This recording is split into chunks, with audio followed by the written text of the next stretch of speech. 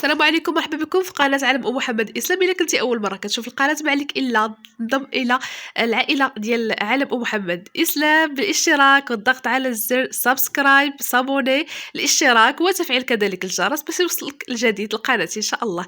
بالنسبة لليوم غادي نقدم لكم أصابع الطاقة ديال زرع الكتان أو بذور الكتان أو النوغا ديال بذور الكتان. غادي نحتاج لها 250 غرام ديال بذور الكتان، 250 غرام ديال السكر سنيده، من الاحسن انها تكون رقيقه شي شويه. عندي ملعقه ديال الخل، ملعقه ديال الزبده، وملعقه ديال الجليكوز. بالنسبه لهاد الاصابع الطاقه او النوغا راه كتجي زوينه، نتوما راك عارفين المنافع ديال بذور الكتان، هي عندها منافع عفوا عده وعده بزاف. يلا معايا باش نوجدوا نوغا. غادي هنا نحتاج واحد الكاسرول ولا شي حاجه باش غدوبوا فيها السكر، ويعني ديروا الحيطه والحذر حيت السكر ملي كيسخن راه كيكون شويه صعيب، يعني ما تقيسوش، ديروا شي ملعقه خشبيه باش انكم تحركوه.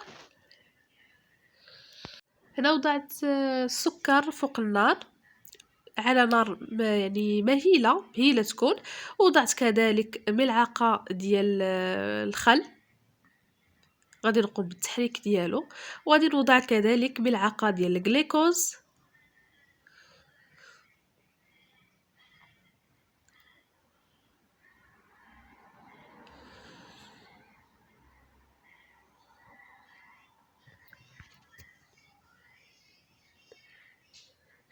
بالنسبه لزريعه الكتان انا راه يعني خصها تكون منقيه مزيان، وهي ما كتغسلش، يعني ما كنقوموش بالغسل ديالها. ولا بغيتو تعوضوا زريعه الكتان بالجنجلان حتى هو يعني كيجي رائع رائع بزاف. ان شاء الله شي نهار غادي نديرو لكم.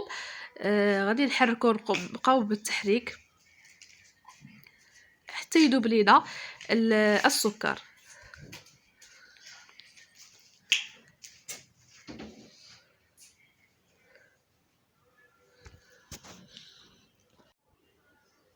كما كتلاحظوا راه السكر بدا كيذوب، غنخليه حتى تيبدا يتحمر واحد شويه باش نضيفوا له الزبده، ونضيفوا له كذلك زريعه الكتان ونحيدوه من فوق النار. طريقه سهله وكتجي لذيذه، كتجي زوينه بزاف ولذيذه بزاف. من بعد بدا كيغلى لي الخليط، يعني السكر ملي بدا كيغلى غادي نضيف زريعه الكتان. كيف قلت لكم خصها تكون منقيه يعني مزيان وما كتغسلش، كما قلت لكم راها ما كتغسلش. غادي نضيف ملعقه الزبده، اسمحوا لي ملعقه الزبده هي الاولى، عاد باش نضيف 250 ديال زريعه الكتان اولا بذور الكتان. بالنسبه كما قلت لكم راه عنده منافع عده على الجسم، زوين بزاف. غير هو مخصوش مثلا زرع الكتان يتطحن ويبقى يعني واحد المده كثيره. الا طحنا خصنا نستعملوه هذيك الساعه، وبالاحسن انه ما يطيبش، يعني ما نطحنوش وما نطيبوش فواحد الحراره اللي تكون عاليه. يعني تستعمل هكاك حبوب هكاك يعني بذور احسن. هادشي اللي كيقول لنا يعني الاطباء، اللي كنسمع الاطباء كيقولوا انه الا طيبناه طحناه وطيبناه ما كيبقاش واحد المده، ولا طحناه عاود وحطيناه ما كيخصوش يبقى واحد المده كثيره، خصو يستعمل يعني في يومين ولا 3 ايام يستعمل. بالنسبه لهنايا انا ما حمصتوش، يعني ما بغيتش نحمصو باش يبقى داك لوغو ديالو زوين، يبقى داك النسمه ديال زريعه الكتان زوينه. وبالاحسن انكم ما تطيبوش، يعني ديروه نيشان. هنايا راه كما كتلاحظوا غادي نبدا في التحراك وفي التخلاط.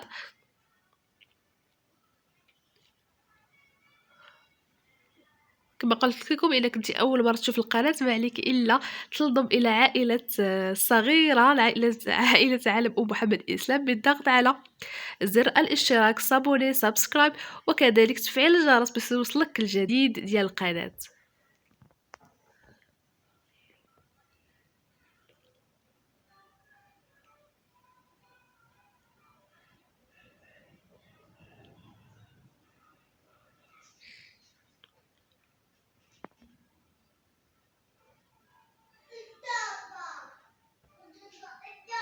هنايا خديت يعني ورق الطبخ ودهنته بقليل من الزيت، هانتوما كما كتلاحظوش باش نتفادى انه يلصق ليا في يعني في هذا الورق هذا. دهنت يعني الورقه الاولى اللي غنحط عليها يعني بذور الكتان، وكذلك الورقه الثانيه اللي نحط عليها النوغا. هنايا غادي نزيد ندهنها مزيان بهاد الزيت اللي وضعت فيها، وغادي نصب بذور الكتان يعني النوغا. هي دابا ما بقاش بذور الكتان ولات نوغا نوغا بذور الكتان. غادي نوضع النوغا كما كتلاحظوا، ها هي ما خصهاش تبقى تبرد بزاف، حيت الا بردات بزاف في المقله راها غادي تلصق لينا وما غاديش تبغي تحيد. من الاحسن انها تكون ساخنه، وردوا بالكم حيت كتكون ساخنه بزاف، ونوضعوها على الورق المطبخ.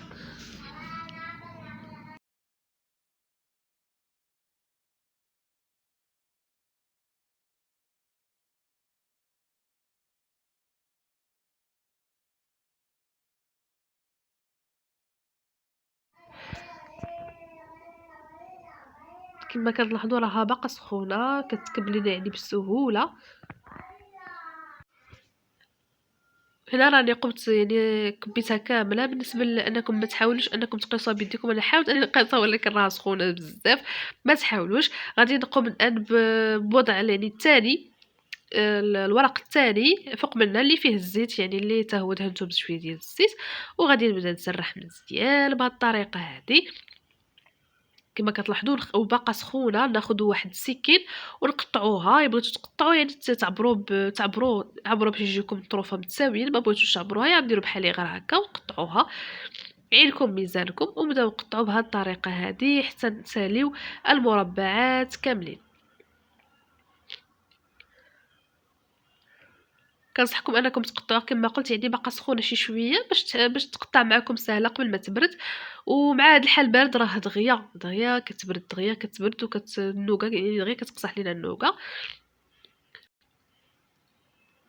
نتوما كما كتلاحظوا راها كتجي زوينه بزاف. نتمنى انكم تجربوها وما تبخلوش عليا يعني بلي كومونتير ديالكم التعاليق باش نشوف واش يعني صدقات معكم او لا. نتوما كما كتلاحظوا دابا نبدا نقطع فيها وهي هكا سخونه باش تجيني اسهل.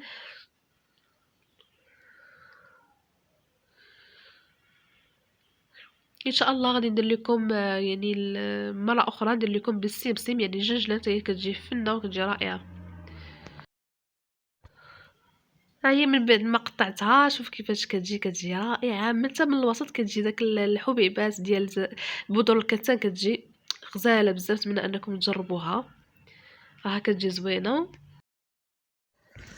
كما كتلاحظوا راه كيجي غزال بزاف. نتمنى انكم تجربوه وما تبخلوش عليا بالتعاليق ديالكم زوينين، وتشجعوا قناه علم ام محمد اسلام بالاشتراك وبالدعم وبالبارطاج ان شاء الله باش نزيد القدام. يلا مع السلامه. نتمنى ان الفيديو اليوم يعجبكم.